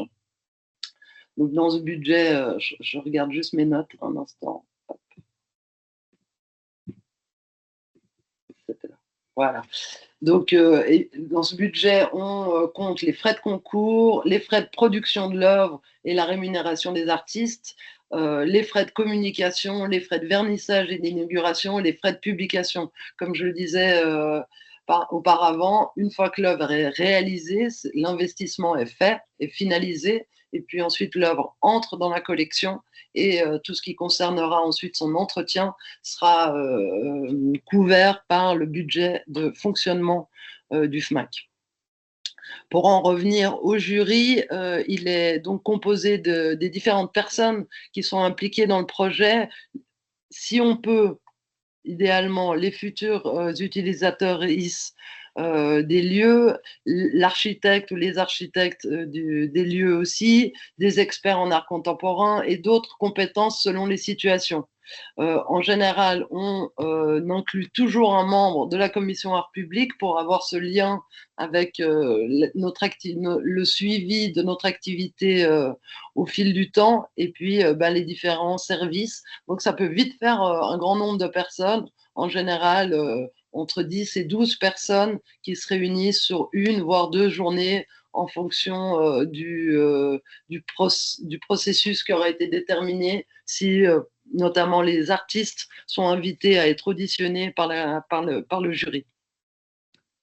Voilà, les critères en général pour ces concours ou ces commandes directes dans le cahier des charges ils sont justement énumérés dans ce cahier des charges et pour évaluer, là j'ai pris, c'est des critères qui sont à la fois subjectif et le moins possible par définition justement. Alors c'est l'intérêt et la pertinence de l'approche conceptuelle, la réponse au programme. Le programme peut être très très différent selon la nature, selon le lieu, selon le contexte. La créativité et l'originalité de la démarche artistique, puisque c'est par définition des projets site spécifiques, liés à un lieu en particulier. On attend des propositions originales, complètement originales. L'intégration du projet dans l'espace d'implantation est très importante. On est historiquement, avant, on avait des œuvres dans la collection, les œuvres qui ont été installées dans l'espace public auparavant, à partir des années 50, c'était en général, plus souvent des œuvres qui avaient été acquises en atelier chez les artistes et qui sont ensuite on choisit un lieu pour les accueillir et puis on vient les placer dans ce lieu. Et donc, nous, maintenant, on essaye de travailler relativement différemment en prêtant une attention vraiment importante à l'intégration du projet dans le site en lui-même. Donc, sa relation avec le lieu et avec les bâtiments. L'impact visuel du projet, évidemment, est très important. La variété, la richesse des expériences de perception. Beaucoup d'œuvres, justement, travaillent dans la collection avec la lumière, avec le son. Il y a différents typologies d'œuvres qui s'adressent à différents sens du public. La faisabilité aussi est très importante. La faisabilité des projets qui sont proposés par les artistes est évidemment très importante et c'est pour ça que dans le jury, on inclut aussi les différents services concernés qui peuvent avoir justement cette expertise et cette lecture des dossiers, mais également les architectes au sein aussi des jurys. Les questions d'entretien et de durabilité des éléments compris dans le projet sont déterminants aussi pour le choix, puisque la pérennité, par définition, quand on est dans le cadre d'une œuvre pérenne, justement la robustesse, la durabilité de l'œuvre est un des critères très importants. Et puis aussi les estimations de coûts, le budget en regard de l'enveloppe mise à disposition. Donc voilà, je termine avec une nouvelle image après tout ce texte, une dernière image peut-être qui est un peu symbolique pour Genève. C'est une sculpture de la collection, mais assez récente, hein, qui date maintenant une dizaine d'années, 2013-2014. C'est une œuvre de typologie à l'ancienne, on peut dire, hein, une œuvre en bronze patiné, sculpturale, figurative, qui est installée comme ça, de façon frontale dans l'espace public et qui représente Frankie, aka la créature du docteur Frankenstein, qui est donc un livre qui a été écrit à Genève en 1817, donc il y a un lien.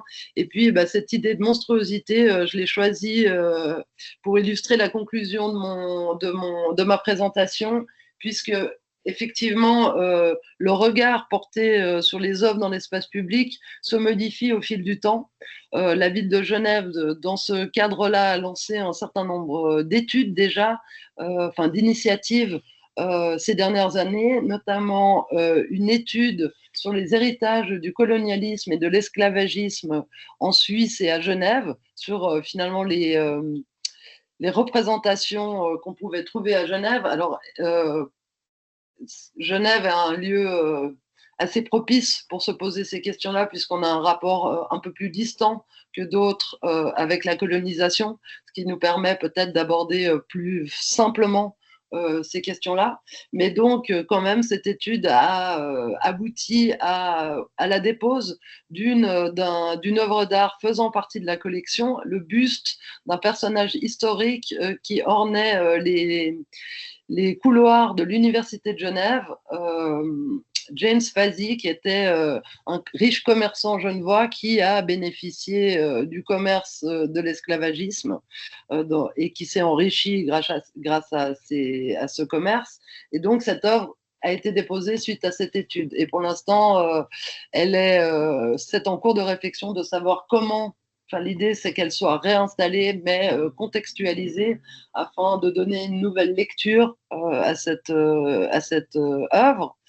Et puis, dernier projet en date dans cette même perspective, mais cette fois sur la question de la représentation des genres. La ville de Genève a initié la rédaction d'un appel d'offres pour un mandat qui va être prochainement attribué. En fait, c'est un appel d'offres collectif des différentes communes de Genève et du canton également, pour justement analyser les représentations des sculptures à Genève sous l'angle du genre, afin d'émettre un certain nombre de recommandations aussi pour répondre aux questions et aux interpellations qui sont de plus en plus fréquentes, en fait, des sculptures qui peuvent être perçues comme dérangeantes en termes, dans l'espace public, notamment les corps féminins, pour la plupart dénudés, qui sont légion dans l'espace public. Donc cette étude, elle va être lancée dans l'année, en fin d'année normalement, et sera conduite en 2026. Et ça, c'est vraiment, on se réjouit beaucoup de cette recherche, de cette étude qui permettra aussi de faire un colloque en collaboration avec la HED, la Haute École d'Art de Genève. Donc ça permet une synergie sur ces questions vraiment larges avec les différentes parties prenantes de l'art public à Genève. Voilà, j'en ai terminé pour ma présentation et je vous remercie pour votre attention. Je n'ai pas mis merci pour votre attention, mais voilà, je le dis. Merci beaucoup, Camille Abellé. On aimerait bien pouvoir vous applaudir chacun après vos interventions, comme si on était dans une salle tous ensemble. Bon, ça se fait un petit peu moins à travers nos ordinateurs, mais je vous remercie aussi infiniment pour ce très bel exposé réalisé en toute transparence. J'ai beaucoup apprécié que vous nous donniez y compris des chiffres, que vous nous parliez vraiment de la façon dont vous fonctionnez. Alors c'est vrai qu'on a un peu cette impression quand même d'un tableau assez idyllique.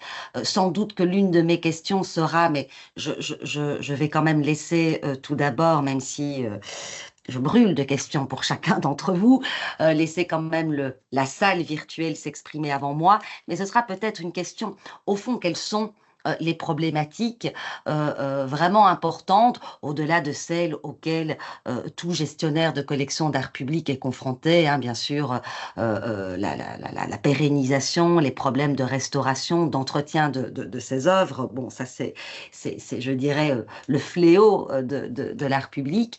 Mais en même temps, on a l'impression effectivement qu'on est face à des politiques qui, à Genève, ont vraiment conscience du potentiel de l'art public, de l'art dans l'espace urbain. Et puis, ce que vous nous avez dit aussi en guise de conclusion sur les réflexions qui sont en cours sont éminemment intéressantes. Et je vous demande vraiment, chère Camille, de me tenir au courant de tout cela, puisque vous le savez, l'art public est vraiment au cœur de mes travaux de recherche et ça m'intéresse vraiment beaucoup. Bon, avant d'éventuellement moi poser quelques questions, je l'ai dit, je vais céder la parole à nos participants.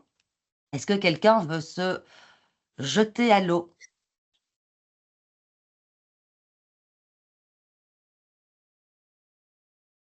Voilà, Bonsoir, vous m'entendez? Oui. on vous entend bien. Ok, très bien. Merci à vous deux, ou à vous trois. J'ai une question pour vous deux, mais peut-être je commence par me présenter. Je suis Samuel et je travaille à Anvers, où je suis curateur donc, de la collection d'art dans l'espace public de la ville. Donc voilà, Ah, on est assez proche, je pense, enchanté. dans les... Enchanté, oui, tout à fait. Oui, oui, je vous Euh, contacterai sans doute. Avec plaisir, j'espère. J'ai une question, peut-être tout d'abord pour Madame Abele. Euh, Où est la collection, où sont les œuvres d'art, les monuments du 19e siècle? Qui prend soin de cette partie de la réalité Ok. des expressions artistiques dans la ville de Genève? Alors, on a un certain nombre d'œuvres plus anciennes qui ont été intégrées dans la collection, mais pour la plupart, elles sont sous le dicaster du musée d'art et d'histoire. D'accord. Ouais. Et, et ça pose pas de problème ou c'est pas compliqué de faire une division assez artificielle? Finalement, parce que pour les habitants de la ville, c'est leur espace public sans définition ou sans limite historique dans la vie quotidienne. Il n'y a pas de différence. Est-ce que ça fait pas un peu bizarre de faire de couper les deux collections comme ça? Alors, on n'a pas un patrimoine sculptural, historique très très important à J'allais Genève. demander peut-être ça aussi C'est à ça. Anvers, par contre, c'est vraiment le cas, mais Ouais, peut-être Genève est plus moderne en général. oui, je crois. Enfin, la ville a vraiment subi des grandes transformations. Et donc, en termes, enfin, il y a vraiment un cœur historique localisé dans la vieille ville qui est vraiment dans l'esprit aussi lié au patrimoine vraiment historique du bâtiment, enfin, historique de la ville. Et donc, il me semble, hein, assez peu cette confusion D'accord. dans est-ce que ça fait partie de la collection. Et nous, par exemple, sur la web app que je vous présentais, Mhm. nous, on intègre toute œuvre dans l'espace D'accord. public. Donc, il y a aussi des œuvres qui font partie d'autres collections, hein, ou Je vois. qui sont hors collection tout court. Il y a des œuvres devant l'université qui ont été commanditées par l'université, etc. Et donc, on les intègre en fait à cette web app. Donc, ça Je vois. crée un corpus quand même assez homogène. OK, merci. Et Merci si, pour cette... Oui, non, et si je allez-y, peux allez-y. juste, ma deuxième question pour Jacques. Salut Jacques, ça fait plaisir de te revoir. Quand tu présentais le case des réplicas faites de statues bronze, est-ce que tu l'as présenté comme un best practice? Genre, j'ai pas vraiment compris, c'est une réalité qui se fait. Je comprends que c'est vraiment une réponse à des problèmes qui se posent de vol ou une question d'entretien. Mais moi, ça m'a surpris un peu de voir ça comme. Donc, je me demande, est-ce que tu le présentes aussi comme un best practice dans la gestion de la collection, ou est-ce que c'est juste une réponse possible à une nécessité qui se pose? Bonjour Samuel, merci pour cette question. Alors, moi, je pense que dès qu'on parle d'une œuvre ou d'un monument situé dans l'espace public, malheureusement, il y a très peu de best case parce que c'est presque exclusivement vraiment des cas Bien sûr. uniques, où vraiment il faut regarder cas par cas. Alors, non, pour moi, ce n'est pas du tout un best case. Je n'ai pas envie je n'ai pas envie de substituer à l'entièreté des statues en bronze qui se trouvent dans l'espace public de Dortmund avec des répliques en polymère de béton. Mais le problème est il faut voir la situation dans son ensemble. Je ne sais pas comment c'est en Belgique ou en Suisse, mais là, en Allemagne, c'est par exemple très difficile d'installer une visiosurveillance dans l'espace public pour des questions de droit à l'image. C'est très complexe. Donc, par exemple, c'est une option qui existe dans la théorie, mais dans la pratique, c'est impossible. À ce jour, pour moi, c'était impossible à mettre en place. Donc, une fois qu'on commence à rayer toutes les choses qu'on peut pas réaliser, on arrive à des solutions qui, voilà, permettent d'obtempérer aux dispositions légales qui sont en cours. Voilà, ça permet d'obtenir voilà, un résultat acceptable, bien que, évidemment, ce n'est pas les bronzes, c'est pas les bronzes originaux. Et quand on est en face des tombeaux, on le voit, hein, bien sûr. C'est aussi une solution qui se fait uniquement dans les cas où l'auteur, l'artiste, n'est pas vraiment présent, n'est plus présent. Parce qu'une Oui, fois on parle absolument. d'un artiste vivant, ça devient impossible, évidemment. Oui, je vois. OK, ben merci. Merci pour ces deux questions très intéressantes. D'ailleurs, Verle-Meul avait la même question. Elle nous l'a écrit dans la conversation.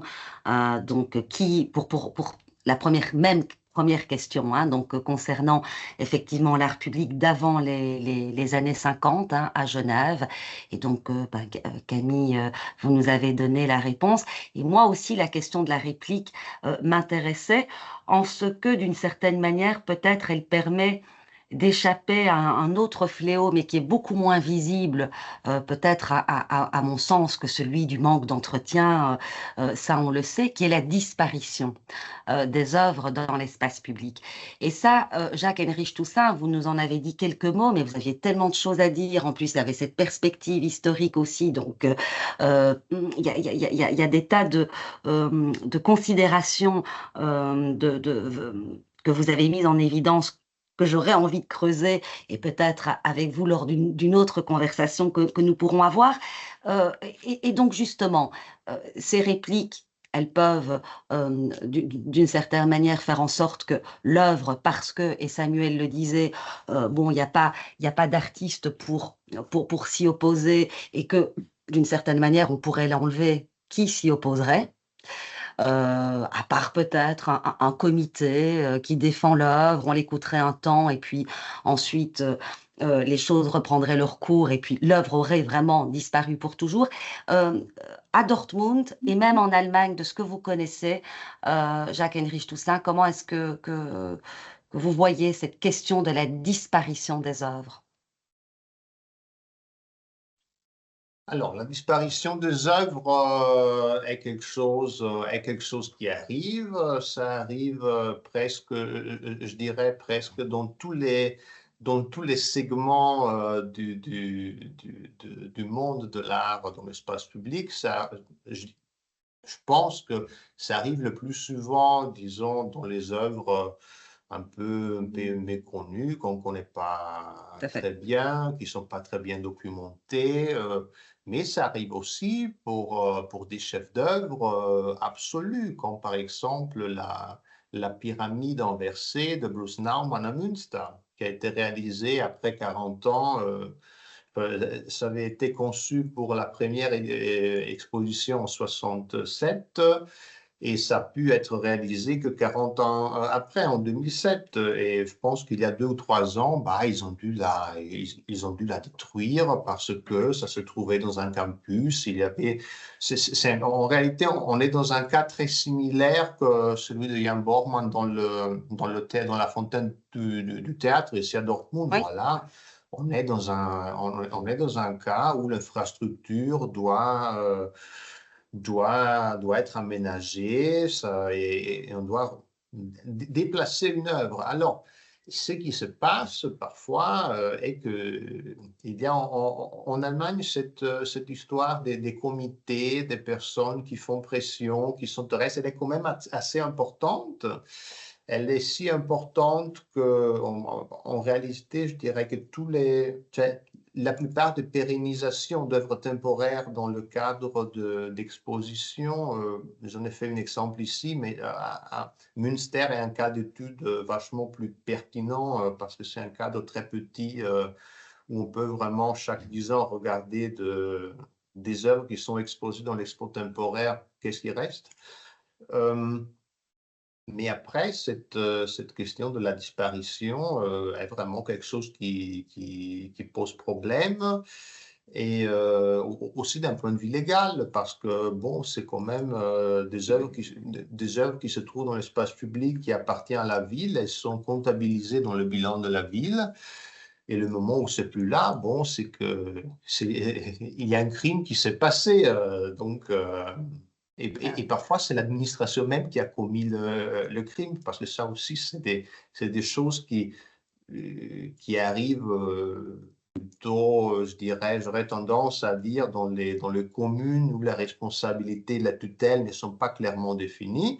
Mais à Dortmund, notamment, c'est des choses qui se sont arrivées dans les années 80, dans les années 90. Il y a eu régulièrement des œuvres d'art achetées par la ville qui, dans le cadre du développement urbain, par un moment, ils étaient juste plus là. ça. Et a posteriori, voilà, quand il y a un artiste qui veut faire valoir ses droits en justice, il a largement le moyen de le faire.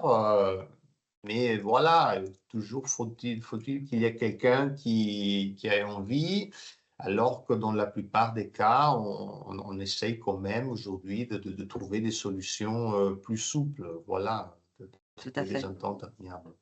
Vous avez tout à fait raison, hein. En effet, ça peut concerner des œuvres moins connues, des œuvres, je ne dirais pas cachées, mais moins visibles aussi dans l'espace public. Et puis, ça peut concerner, vous l'avez bien dit, des œuvres majeures. Je pense notamment pour le cas français à ces 2 pavillons de Dan Graham l'un a déjà été enlevé à La Rochelle ou à Nantes. Enfin, c'est à La Rochelle et à Nantes que les 2 pavillons l'un déjà a été détruit, l'autre est sur le point de l'être. L'ayant droit, donc la veuve de l'artiste, essaye voilà, de se manifester. Est-ce qu'elle portera l'affaire en justice? Vous avez raison de dire que probablement on pourra lui donner raison, mais il y a quand même toujours de la part, y compris des municipalités, des villes qui ont commandé ces œuvres, l'argument de taille, même si un contrat n'existe pas, c'est de dire qu'il y a un réaménagement de l'espace public, que l'œuvre est un obstacle à ce réaménagement, et d'autant plus si ce réaménagement va dans le sens de la sécurité du public. Et à ce moment-là, les stratagèmes se mettent en place pour qu'effectivement les œuvres disparaissent. Donc oui, il y a beaucoup à dire sur ce point, et Camille Abellé a peut-être envie de réagir, je vois. Oui, peut-être pour compléter, du côté de Genève, a Oui, été développé il y a, je crois, l'année passée, ou il y a 2 ans, un guide des bonnes pratiques, un guide juridique justement des bonnes pratiques en matière d'espace, enfin, d'art public. Bon, c'est vraiment basé sur le droit suisse, hein, mais qui effectivement comporte une partie sur le devenir des œuvres d'art et distingue justement la question des droits d'auteur et la question de la propriété matérielle de l'œuvre. Et nous, en tout cas, en ce qui nous concerne, dans les contrats qui nous lient aux artistes, hein, et il y a des contrats pour toute réalisation, hein, en tout cas, j'espère depuis 1950, mais en tout cas depuis bien longtemps maintenant, il y a des contrats qui sont établis.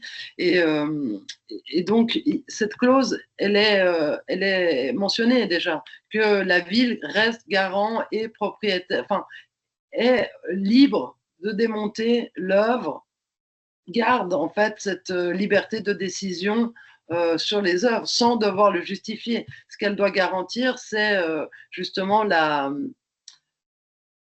l'archivage ou l'entrée en tout cas de l'œuvre. Par exemple, pour le cas des néons parallaxes, des néons, Oui. le programme de néons, certains néons sont démontés, mais pour le coup, ils sont quand même dans la collection. Mais Camille, alors je vous interromps puisque vous avez parlé notamment pour les néons, hein, pas pour les autres œuvres, mais j'imagine que c'est le cas aussi quand elles entrent en collection, qu'il y a cette durée de vie, 10 ans. Oui. J'imagine bien que pendant ces 10 ans, l'œuvre et donc l'artiste, l'auteur, en ce qui concerne son droit moral, je ne parle même pas ici de droit de propriété, est protégé, sont protégés, oui. L'artiste et l'œuvre. Donc, généralement, dans ces contrats, il y a cette durée qui d'ailleurs, moi en ce qui me concerne, qui gère un musée en plein air aussi, celui du Sartillement, c'est des clauses qui n'existaient absolument pas avec mes prédécesseurs. Moi, quand j'ai pris les rênes de l'institution, je n'y ai pas spécialement pensé. Je suis avant tout professeure et donc je devais, et chercheuse, d'un seul coup, comprendre un peu tous ces mécanismes. Mais donc, en effet, est-ce que vous avez, vous, constaté aussi ça, Camille et Jacques Henrich, dans les contrats, cette durée de vie plus limitée qui finalement va dans le sens contraire de l'idée que l'on a de l'art public qui est là pour l'éternité. Oui. On parle d'ailleurs de graver dans le marbre, de couler dans le bronze, ce qui signifie que c'est là pour toujours. Et aujourd'hui, est-ce que les contrats vont en ce sens ? Non, alors ça reste une exception, hein, celui dont je vous parlais pour Néon Parallaxe, en tout cas pour Genève, c'est une exception, hein, cette durée. Après, je vous mentionnais en début de présentation ces projets plus éphémères qu'on essaye de mener, hein, c'est pour une durée de quelques mois. C'est un concours annuel maintenant qu'on a développé, mais il s'agit plutôt de pouvoir permettre à des artistes moins expérimentés dans l'espace public d'avoir des commandes, finalement, des commandes peut-être un peu plus légères, un peu moins complexes à mettre en œuvre, et donc plus éphémères par définition. Et donc ça, on privilégie en fait ce genre de choses, mais pas par peur que ces œuvres restent sur nos bras finalement et qu'on doive non, puisqu'en plus la ville se donne le droit de les enlever. Voilà. Donc, il y a cette clause. Donc les autres contrats, il n'y a pas une durée qui est déterminée, mais il y a toujours cette priorité à la ville de décider. Et en ce qui nous concerne, nous, on n'a pas trop de complexe avec ça, puisque finalement, c'est ce lien entre l'évolution de la ville et l'embellissement par les œuvres d'art. Par définition, ce lien, il existe, en fait, avec ce financement pour pourcentage. Et donc, ces œuvres d'art accompagnent les transformations de la ville pour nous. Et donc, cette idée de pérennisation sur le très très long terme nous semble aussi un peu théorique en fait, puisque la ville, par définition, est aussi un objet qui continue à vivre en fait. Bien sûr. Évidemment, vous l'avez bien dit. Jacques Henrich ? Alors, j'aurais tendance à dire que en ce qui concerne les contrats, les pratiques sont un peu en retard sur les discours. Alors, je fais un exemple. Disons que dans tout ce qui est Kunst am Bau, dans les écoles, par exemple, on travaille de cette manière. Alors, nous, on n'a pas de Kunst am Bau à Dortmund, mais je suis régulièrement dans des comités, dans des jurys pour de Kunst am Bau dans le Land, donc j'ai ces notions. on calcule la durée de vie d'un bâtiment scolaire sur 35 ans en Allemagne. Donc, l'œuvre d'art qui est pour le bâtiment, sur le bâtiment, dans le bâtiment, il a une durée de vie de 35 ans. Voilà. Ça, c'est avéré, c'est géré de cette manière dans les contrats. Alors que dans l'art, dans l'espace public, qu'en effet, on a des approches un peu plus, voilà, c'est un peu nébuleux. Bon, c'est évident que c'est pas à jamais, que c'est pas pour l'éternité, mais on a toujours un peu du mal à quand il y a la création de nouvelles œuvres, de définir clairement une œuvre, la durée de l'œuvre. Ce qui est intéressant, en réalité, c'est que dans ce cas que j'ai déjà évoqué, que après des expositions temporaires, il y a des pérennisations. Oui. Là, en réalité, c'est différent. Là, dans les cas que je connais, on est toujours parti de l'assumption que peut-être pour des raisons aussi techniques, voilà, bah, une œuvre qui a été faite pour être exposée de manière temporaire, bon, elle peut bien sûr survivre un peu sa durée de vie, surtout si on la réaménage un peu de point de vue technique, mais bon, c'est clair que ça n'a pas été conçu pour l'éternité, ou aussi parfois c'est quelque chose qui se passe, c'est qu'on prend, c'est tout simplement des prêts. Les artistes sont défrayés pour prolonger, disons, un prêt d'une œuvre sans faire une vente effective. Alors là, on arrive à caler des contrats qui, de facto, impliquent une certaine durée de vie. Mais c'est vrai que c'est quelque chose d'assez particulier. Là, on est en train de faire un concours artistique pour un monument pour les Sinome Gastarbeiter, les travailleurs migrants qui sont venus en Allemagne dans les années 60 et 70.